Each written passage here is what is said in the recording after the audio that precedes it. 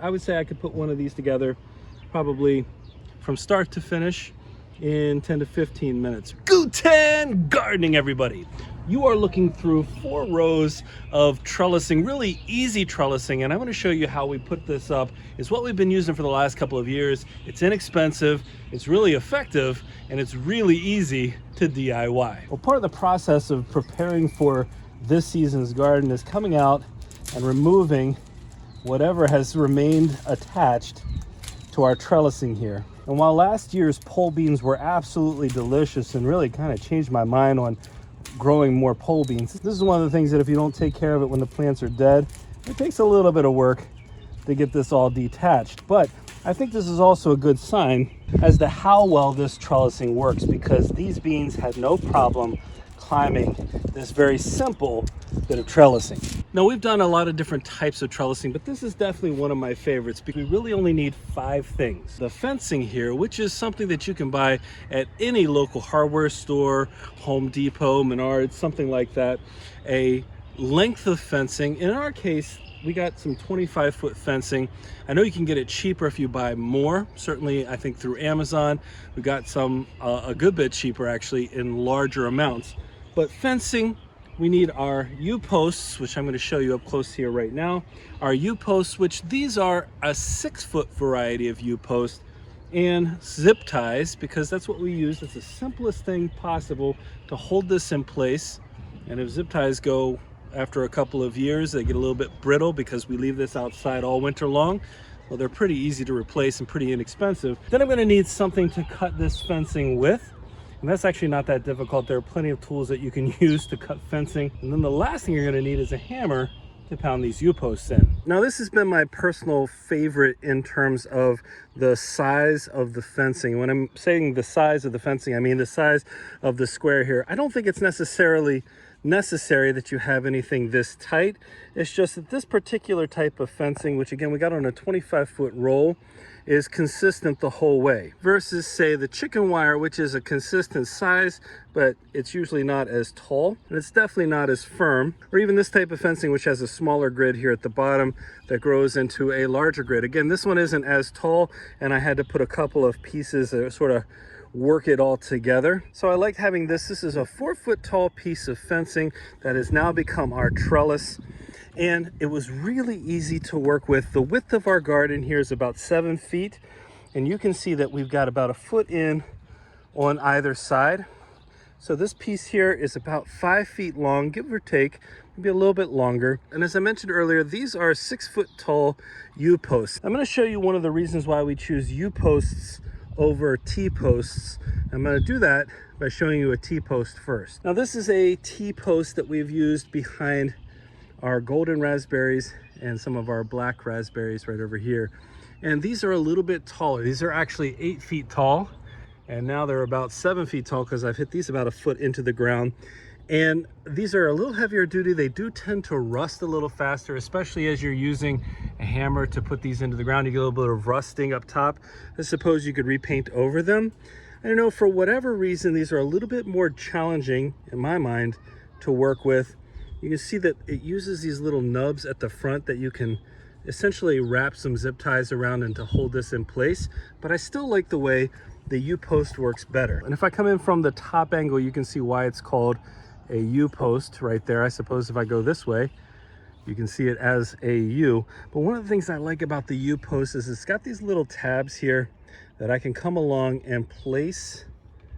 You can see, place my fencing down in here, so that helps to hold this in place. So once I've hit these into the ground, and I like the 6-foot variety because it's, again, it's not too tall.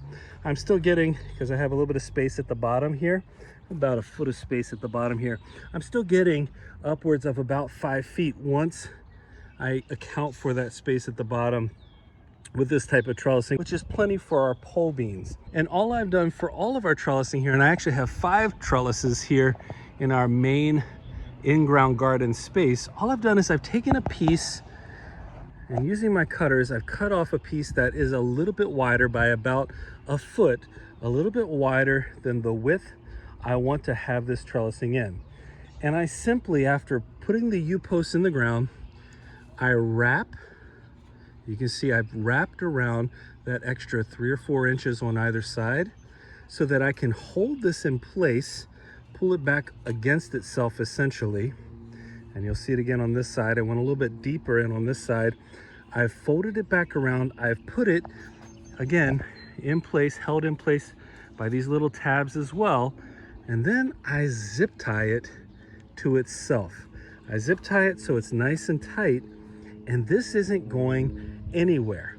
And this piece has withstood, this particular piece of trellis is now 3 years old, and this piece has withstood our winters just fine, and this stuff isn't going to rust anyway. The one thing we've had to deal with occasionally is if I don't bury this deeply enough, and there's a little bit of movement over time, I may have to come back out, push up against this, and hit it a little bit deeper into the ground in order to make sure that we're nice and tight. Yeah, I've got some flexibility here, but it's definitely strong enough. It's held up our cucumbers, our beans, etc. And I've got enough space underneath, a good foot of space underneath, that if I have to come in and again bury these a little bit deeper, I've still got plenty of room to do that. All right, I look over as I'm making this video, and of course, what do I see? Some delicious asparagus. So you know we're gonna have an asparagus break. Man, oh my word, this is spring right here. I've got all this asparagus coming up. I'm gonna be, oh, it's so tender. I'm gonna be checking on this every day or so, because when I came out here just 2 days ago, there was hardly anything here. So I gotta be really careful, otherwise this stuff will grow too fast. Little did you know, the thicker stuff is more tender. I'm gonna take some of this inside. I'll let this go for another day. Yep, another day. I'm gonna take some of this inside and see if my kids want some. Well, far be it from me to interrupt myself as I'm talking about trellising, but some things in the garden, the temptation is real, especially some of the first veggies of the spring. Oh, it's so good. So this is a simple way to do trellising in your garden. It's not gonna take very long. I think, you know, putting these together between the time of cutting them, actually the hardest part about doing this is making sure you have a sharp enough pair of cutters so that it doesn't wear your hand out a little bit. But cutting these down takes the longest. And the second most difficult part is making sure that you can get these pounded down into the ground deep enough, which again, doesn't take all that much effort. I would say I could put one of these together probably from start to finish in 10 to 15 minutes. Very simple way to add trellising to your garden. And if you're like us and you have a small space garden, you want to add as much of that vertical space. I mean, if you're growing squash, whatever it is you're growing, you want to add as much of that vertical space as possible to take advantage of the height instead of just the ground cover. Take advantage of the vertical, not just the horizontal. Now, as I mentioned, we've done other types of trellising, sometimes involving string, sometimes involving singular wire strands. But I'm wondering what has worked best for you as a trellis. One thing we haven't tried here, and I hear a lot of great things about, is cattle panel.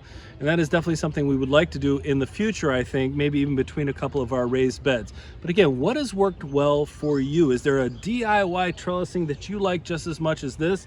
This isn't gonna cost you a ton of money, and you're gonna be able to put this in any size, shape, width that you want. Anything that you need, you can really customize this, and that's a huge benefit as well. I mean, the customization of size, rather than trying to buy some trellising somewhere or wood trellising that's going to go bad after a couple of years, this is something that we can definitely recommend, and we've had a lot of success with.